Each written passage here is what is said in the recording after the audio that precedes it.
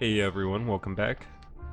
This is Lucid. We're hopping back into Garden of Good and Evil. It is turn 37, and we're playing the nation MA-Ermor. So, interesting turn. Not a particularly... well, it's a very mixed bag. First thing I'll point out, Burden of Time is up. I sent a message out last turn saying, "Rest, my children, time weighs heavy upon you. It's time to rise again in death, stronger and blessed. If you resist it, it will be in vain. For my counsel already has enough gems for me to recast my blessing upon the world next turn.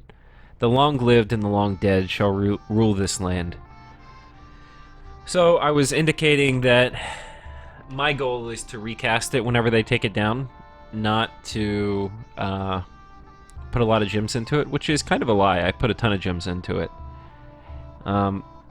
So hopefully they waste some gems on the first dispelling. The second thing is I'm trying to make them not all allied in trying to get this spell down.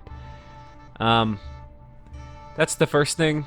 Ryla talked about the lottery going on. Okay, let's look at this. So augury, nothing. Okay, we found an earth site. Mudfield in our throne province. Pretty useful. Burden of Time went up.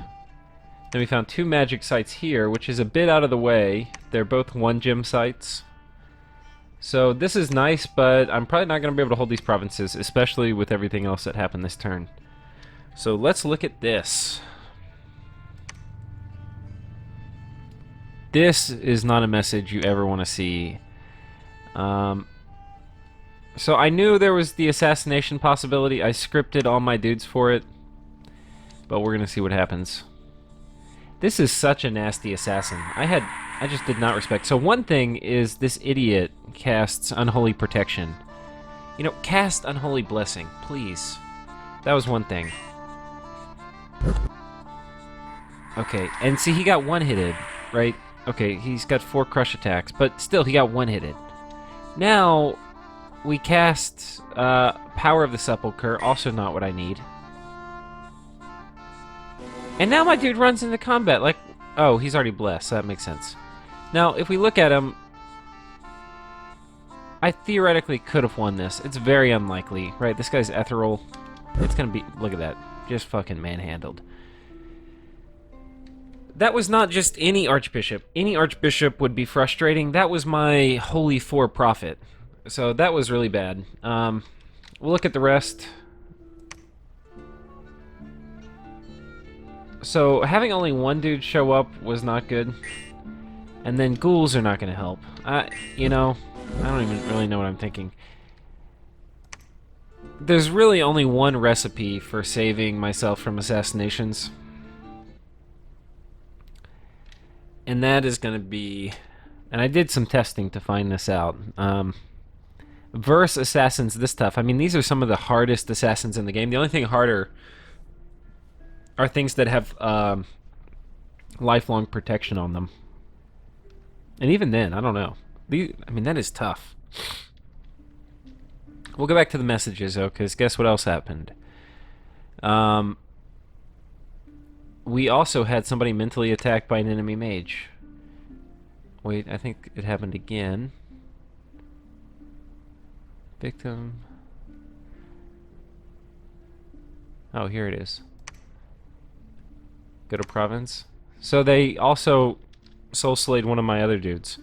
So he took out all my commanders, right? This is, if you read guides on assassination, I've actually never seen it in a multiplayer and I've never done it. But you want to assassinate in critical mass, because what happens is you can then kill every leader in the army. And that is bad news bears. Bad news bears. So I have 400 troops, of them 23 knights, 40 almost lictors, right? And then a ton of ghouls, 100 ghouls. It's a 400 army. They're stranded leaderless. Fortunately, my 1 PD will give me a Mound King, which will keep them all from dissolving when they get attacked. But this is really bad. Really, really bad. And what's worse is I'm really scared to venture out of my core provinces now. So Ryla's going to start feeling really comfortable up in here. Now, fortunately, there are counters to both the mind hunts and to the attacks, but unfortunately for me, they're expensive, right? So we'll go through the counters real quick. One of the counters is this, a ring of warning, right? That's pretty good. That's kind of my best counter. Other counters include, this is okay. It's not really going to help much, but probably good to put on my sensors. I don't know. It's probably a lost cause. This is pretty good. 3 Vinemen. It can make the difference in a battle. Probably not going to be super awesome, but it'll be okay. And I don't have... If I had a nature income, I would definitely make a lot of these, but I don't, so it's not really worth it. That's one of the counters. Let's look. What other counters do I have? When I get construction 4, right, which is going to be 3 turns away. At that point, I'm going to have access to anti-magic amulets, which are going to be my most cost-effective way to add to my magic resistance on my dudes. One of these guys with an anti-magic amulet can survive a lot of mind hunts. The other thing that can happen is these dudes, if they're sitting there, it'll help prevent mind hunts. So I'm going to have to kind of contract, because Ryla has a huge leg up on me right now. I'm going to contract all the way back. I'm probably going to try to get more troops in here and see if I can just hold on to this land long enough. I'll get enough money to put one more fort up. Oh, I also got a bad event this turn. Wow, wow, wow. Earthquake has struck, killing many people and destroying our temple. That's not good. So I lost my temple here, and gold's scarce. I need my temples, so not super good. Yeah. What else? I think that's mostly what happened. We'll look at the battles. Nothing really to say.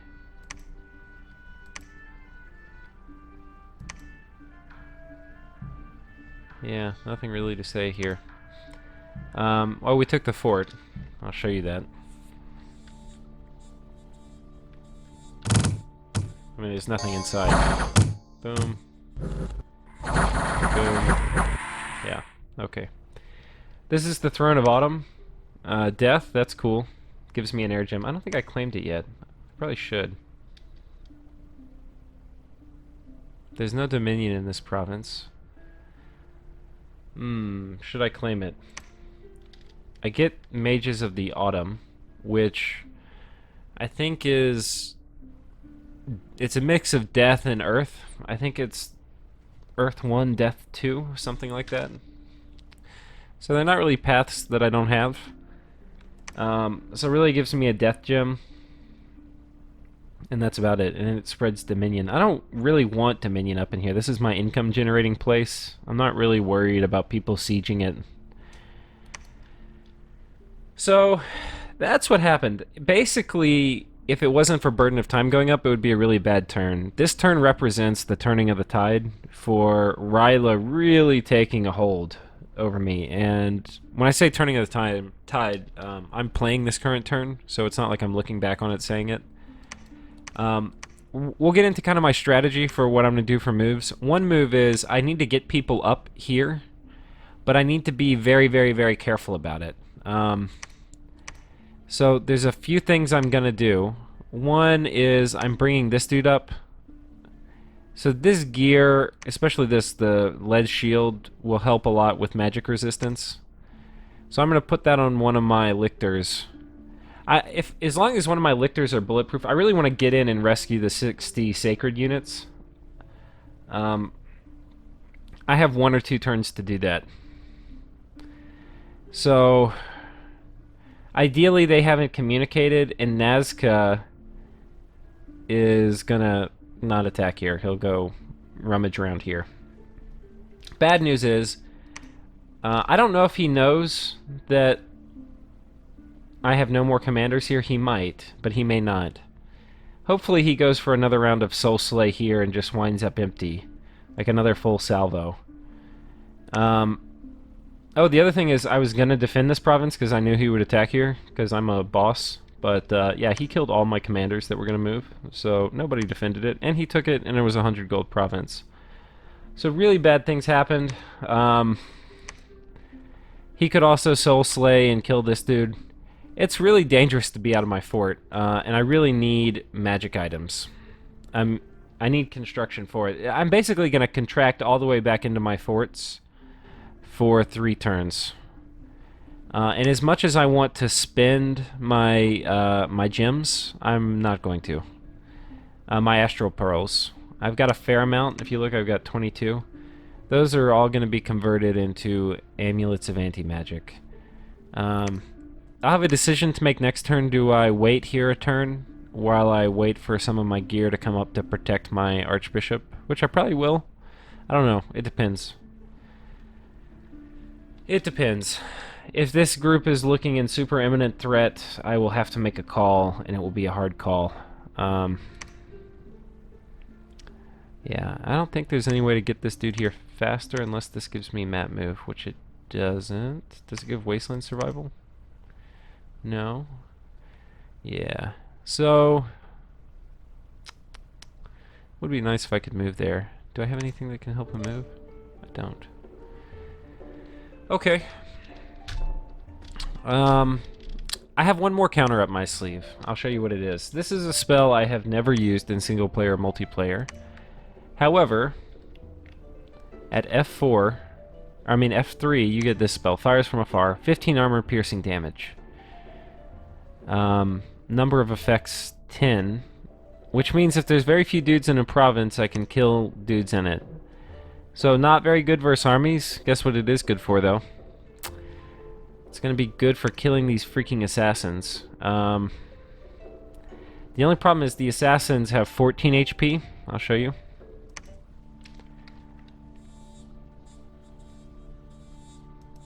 HP, right? This spell, it doesn't say it in the description, and they have 2 protection. Right? This spell does 15 armor piercing damage. Now, I'm going to go back and read after this, but I'm pretty sure it's not like 15 always. It's probably like a 15 damage roll. I don't know how that works. Maybe it's a 15 with a roll on top of it. If it will always do 15 damage less their armor, then I'm going to start casting this shit. If it's not, like if it's 1 to 15 or something, and again, I'll have to read up on this, then I'll probably have to wait till I have 2 Fire 3 casters, which I have no idea when that will be. But right now I have a boatload of fire gems because I have a ton. Do I have that? Oh. I have a ton of fire gem income, 11 a turn, right? So because of that, I have enough to empower, and I don't really have anything else to do with these gems. My research is so bad. So eventually I have other things, but actually those other things all involve fire 3. So I might as well go ahead and empower into it. I'm doing it on this dude since he lives a really long time. He's got another couple thousand years to live. So when he's fire 3, he can start casting this. Now it's 3 range, right? So I can probably, I don't know. I'll probably only drop it in defense of my forts. I'm going to test it offline in a test game and see if it will indeed kill Star Children. And if so, at what rate. So we will see. I may have a counter. If it does work really well at killing them, I may build an advanced lab somewhere. Maybe somewhere where I get... Maybe... I don't know. I don't really want to build it there. Well, there's no real place where I get a nature mage, because that would also be a good thing to pick up. This isn't really any better. Could move him over here, maybe. I gotta be careful, though. Fortunately, he sneaks, too, so if I need to move him around, it's safer. So the plan is, I'm gonna consolidate an army here. I'm also, if at all possible, having my lictors guard commander. And not letting other people. Because lictors are way better at guarding commander than other dudes. The reason is because these guys, when they go off script, they forget to bless, and they definitely don't do it first. So hopefully they bless on turn 2, and the lictors are strong enough they can normally hold up 1 or 2 turns to the water elementals without a bless. Whereas the knights, they get one-hitted. But the lictors can also die in one hit too, so it's a bit, you know, how lucky are you feeling? The other thing I'm doing is Bandar Log. His dudes are here. They can't move across water, right? So they can't come attack me over here. What they can do is attack right here, which is almost undoubtedly what they're going to do. They can't see any of my troops here. So what they do not know is that there's an enormous army coming in. And I'm leaving some chaff behind just to patrol. I'm hoping that he's moving star spawns around. If he is, they're going to get eaten up. But I got to be careful, because if he moves folks in here, then I got to run. The patrol effect takes place after movement, so if he moves someone in, you want to be patrolling the turn they move them in. And there definitely could be people moving in. Highly likely. And if this dude catches them, should be able... I might switch it to line. Should be able to kill them. For sure. For sure. So, we'll see. Well, when I say for sure, I mean maybe. Because actually an ethereal water elemental is really tough. What else? So this army is actually not very big. They look kind of big, but they're not. So he's a bunch of dudes. He can bless them because he has a lot of blesses, right? So probably most all of them get blessed, but not... Yeah, there they go. They all get blessed. So these guys hurt, but they don't hurt that much. There's basically very little mage support except for some banishment. They're probably going to get absolutely torn apart. I'll probably take like 50 undead losses versus that, and probably lose like 4 sacreds. So that will be very good. That happens, I'm going to take this. That's going to bump my income up. This will be kind of my only source of income while I'm getting chewed up over here. And actually, it turned out to be really fortuitous. I decided to give up on this front and go attack over here, because really having more troops in this area of the map at this point in the game is a liability. Right now I'm going to try to do just a rescue operation and pull out all my sacreds.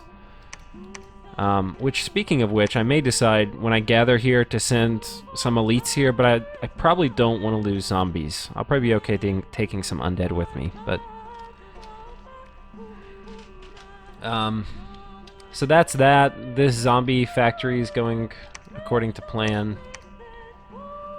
I need to pull zombies. I kind of need... What are all my dudes doing?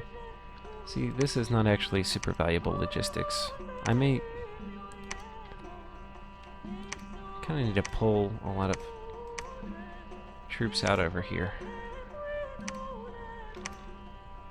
See, these logistics just not super valuable.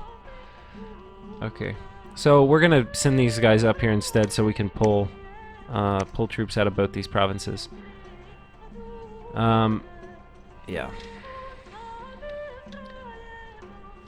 So, while it's a bad turn, this... And I'm very one-dimensional, so it's really... And without having any research, it's really hard to counter people when they start putting up counters to you, so this is a really effective counter. Anyway, as this stuff comes up, it's really hard for me to counter.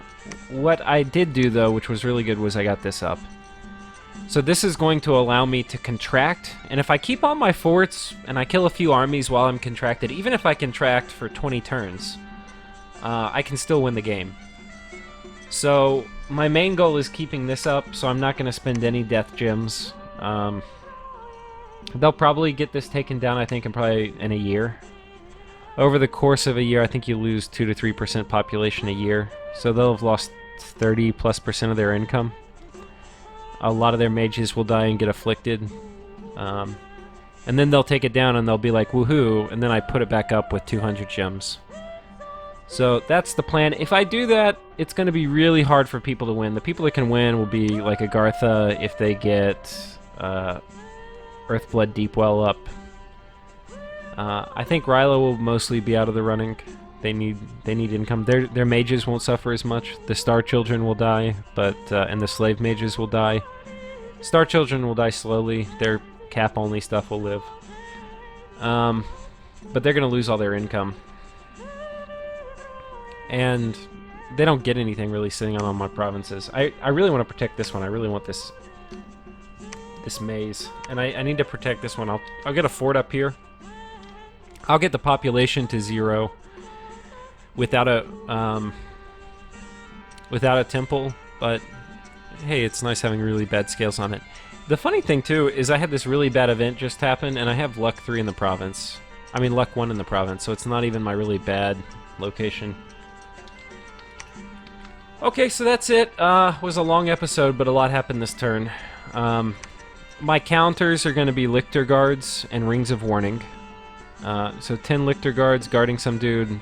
He will be very unlikely to die to one of these ethereal water dudes. I mean, he'll be able to kill all the assassins and come back with like 4 bottles.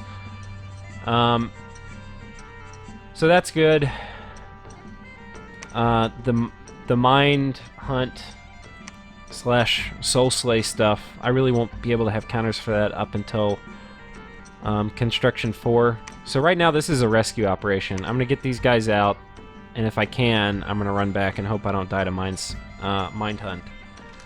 One good thing about having this up is that he may be less likely to Mind Hunt because he's going to start saving pearls for Dispelling, Burden of Time. We'll see. If I don't have any Mind Hunts this turn, then I'll know he's saving pearls. If not, then I don't really know. So anyway, where the fort is going to get locked down, if this army dies, which is totally possible, then this won't be a rescue mission. It will turn into an evacuation. So we're about to go into hunker down mode. I've been saying since the beginning of the game that mode is going to come, and it's almost here. The good thing about hunkering down is other wars will pop up as I get pinned into my forts. So, anyway, thanks everyone for watching, and it's about to get interesting, I think.